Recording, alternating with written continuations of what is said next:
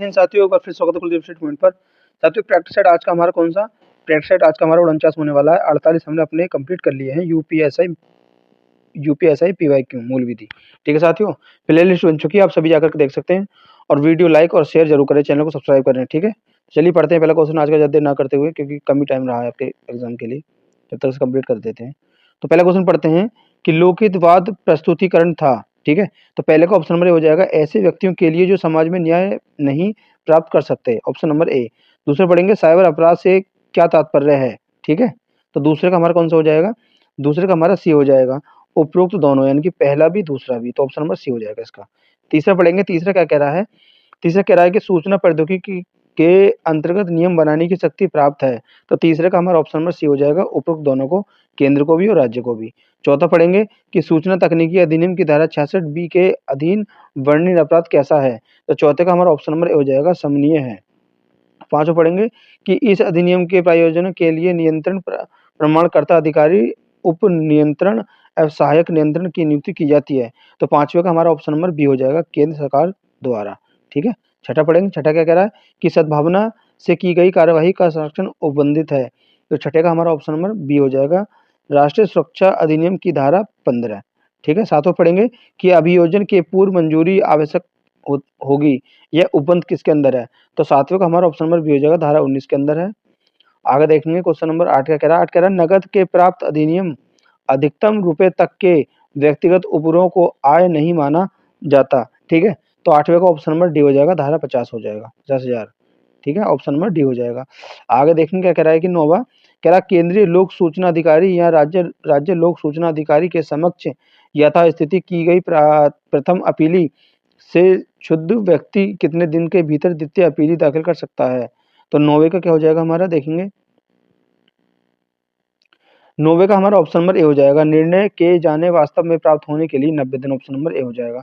10 पढ़ेंगे क्या कह रहा है कि सूचना के अधिकार अधिनियम के तहत जन सूचना अधिकारी चाही गई सूचना शुल्क के पश्चात कितने दिवस के अंदर प्रदान होगा, 10 का ऑप्शन नंबर कौन सा हो जाएगा, 10 का बी हो जाएगा हमारा, 30 दिन हो जाएगा। आगे देखेंगे क्वेश्चन नंबर 11, मानवाधिकार हॉटलाइन की स्थापना की गई है, सन कब की गई है, तो 11 का सी हो जाएगा, 94 में की गई, 1994 में। 12 पढ़ेंगे कि मानव अधिकार संरक्षण अधिनियम के अंतर्गत राज्य सरकार द्वारा आयोग को अनुदित किए जाने का प्रावधान है, तो 12 का कौन सा हो जाएगा, 12 का हमारा ऑप्शन नंबर सी हो जाएगा, धारा 33 हो जाएगा। आगे देखेंगे क्वेश्चन नंबर 13 क्या कह रहा है कि राष्ट्रीय मानव अधिकार आयोग में किसी सदस्य के पद रिक्त की स्थिति में की गई कार्रवाई कैसी मानी जाएगी, तो 13 का क्या हो जाएगा, ऑप्शन नंबर ए हो जाएगा, विधिक होगी। ठीक है, 14 पढ़ेंगे कि छल करना दंडनीय है, तो 14 में कौन सा हो जाएगा, ऑप्शन नंबर बी हो जाएगा, 318 हो जाएगा। 15 पढ़ेंगे कि सामुदायिक आरक्षित प्रतिबंधित समिति का गठन किया गया है, तो 15 में कौन सा हो जाएगा, 15 में ऑप्शन नंबर बी हो जाएगा, हमारे राज्य सरकार द्वारा हो जाएगा।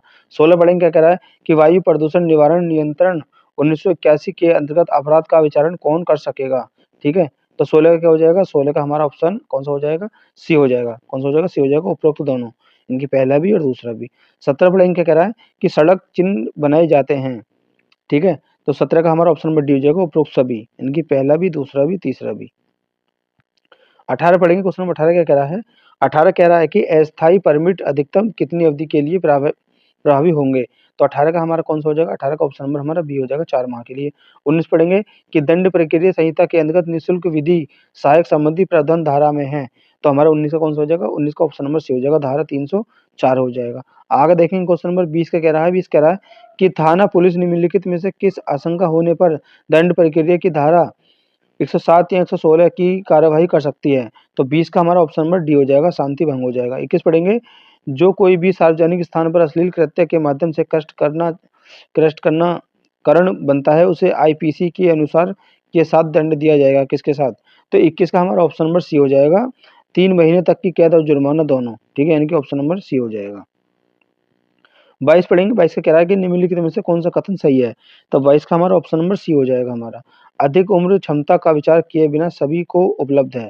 ठीक है, 23 पढ़ेंगे कि किस स्थिति में कोई संपत्ति किसी व्यक्ति के कब्जे में मानी जाती है, तो 23 का कौन सा हो जाएगा, हमारा ऑप्शन नंबर डी हो जाएगा, उपरोक्त सभी हो जाएगा। आगे देखेंगे क्वेश्चन नंबर 24 का कह रहा है कि निम्नलिखित में से कौन सी जन याचिका पीआई निःशुल्क कानूनी सहायता के अधिकार से संबंधित है, तो 24 का हमारा ऑप्शन नंबर ए हो जाएगा, हुसैन नारा खातून बनाम बिहार राज्य है, ऑप्शन नंबर ए। 25 पढ़ेंगे लोकस सिंती, ठीक है, क्या है? तो देखेंगे इसका 25 का हो जाएगा हमारा ऑप्शन नंबर बी हो जाएगा, सुने जाना का अधिकार, सुनने जाने का अधिकार, ठीक है। आगे देखेंगे क्वेश्चन नंबर 26 का कह रहा है कि राज्य परिषद का उल्लेख किस धारा के अंतर्गत किया गया है? तो 26 का हमारा कौन सा हो जाएगा? ऑप्शन नंबर बी हो जाएगा, धारा 7 के अंदर। 27 पढ़ेंगे उत्तर प्रदेश जोत चकबंदी अधिनियम कब पारित किया गया था? तो 27 का ऑप्शन नंबर डी हो जाएगा, 1953 में किया गया था। आगे देखेंगे क्वेश्चन नंबर 28 का कह रहा है, 28 कह रहा है कि न्यायालयों द्वारा अपराधों का संज्ञान किस धारा में उल्लिखित है? तो 28 का ऑप्शन नंबर सी हो जाएगा हमारा, धारा 88 हो जाएगा। 29 पढ़ेंगे घरेलू हिंसा से महिला संरक्षण अधिनियम के तहत केंद्र सरकार की नियम बनाने की शक्ति का प्रावधान है। तो 29 का ऑप्शन नंबर ए हो जाएगा हमारा, धारा 37 हो जाएगा। आगे देखेंगे क्या कह रहा है 30, अनैतिक व्यापार निवारण अधिनियम 1956 की कौन सी धारा के अधीन, धारा 16 के अधीन छुड़ाए गए व्यक्तियों को माता पिता का संरक्षण पास जाने के पूर्व पालन की जाने की शर्तों का उल्लेख है। तो 30 का हमारा ऑप्शन नंबर ए हो जाएगा, धारा 17 का ए हो जाएगा। देखेंगे 31 का कह रहा है कि दहेज प्रतिषेध अधिनियम 1961 के अधीन अपराध का संज्ञान ले सकता है। तो 31 का ऑप्शन नंबर बी हो जाएगा, महानगर मजिस्ट्रेट या प्रथम वर्ग मजिस्ट्रेट, ऑप्शन नंबर बी हो जाएगा। आगे देखेंगे क्वेश्चन 32 क्या कह रहा है, 32 कह रहा है किशोर न्याय यानी कि बालकों की देखरेख और संरक्षण अधिनियम 2015 की किस धारा में अधिनियम के प्रावधान अनुसूचित किए जाने वाले सिद्धांत का वर्णन किया गया है? तो 32 का ऑप्शन नंबर हमारा कौन सा हो जाएगा? ए हो जाएगा, धारा 3 हो जाएगा। 33 पढ़ेंगे कि किशोर न्याय बालकों की देखरेख संरक्षण अधिनियम 2015 की किस धारा में विशेष गृह का वर्णन किया गया है? तो 33 का हमारा कौन सा हो जाएगा? ऑप्शन नंबर डी हो जाएगा, धारा 48 हो जाएगा। आगे देखेंगे क्वेश्चन नंबर कौन सा हो जाएगा हमारा, ये हो जाएगा 34। भारतीय संविधान का कौन सा अनुच्छेद किसी व्यक्ति को निवारक निरोधी से की गई गिरफ्तारी से संरक्षण प्रदान करता है? तो 34 का ऑप्शन नंबर बी हो जाएगा हमारा, अनुच्छेद 22 4 से 7 तक, ठीक है। आगे देखेंगे 35 का कह रहा है कि निवारक गिरफ्तारी किस गिरफ्तारी से भिन्न है, अलग है? तो 35 का ऑप्शन नंबर ए हो जाएगा, दंडात्मक है, ठीक है, ऑप्शन नंबर ए हो जाएगा। 36 पढ़ेंगे कि महिला का लज्जा भंग करने के आशय से उस पर हमला दंडनीय है, किस धारा के अंतर्गत आता है? तो 36 का सी हो जाएगा, कौन सा हो जाएगा? सी हो जाएगा, धारा 74 हो जाएगा, ठीक है।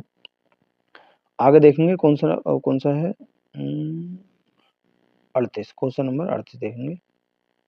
38 क्या कह रहा है, 38 कह रहा है भारतीय साक्ष्य अधिनियम 2023 की धारा 55 के अनुसार मौखिक साक्ष्य होना चाहिए, ठीक है। तो 38 का हो जाएगा हमारा ऑप्शन नंबर ए हो जाएगा, प्रत्यक्ष, ऑप्शन नंबर ए हो जाएगा। 39 देखेंगे कि भारतीय नागरिक सुरक्षा संहिता 2023 में पुलिस रिपोर्ट को परिभाषित किया गया है। तो 39 कौन सा हो जाएगा हमारा? 39 का ऑप्शन नंबर बी हो जाएगा, धारा 2 का 1, ठीक है, थोड़ा मिस हो रहा है वो। 40 पढ़ेंगे कि दंड न्यायालयों का उल्लेख किया गया है। तो 40 का ऑप्शन नंबर हमारा बी हो जाएगा, धारा 6 हो जाएगा। साथियों आज का सेट यहीं खत्म करते हैं, मिलेंगे नेक्स्ट सेट में।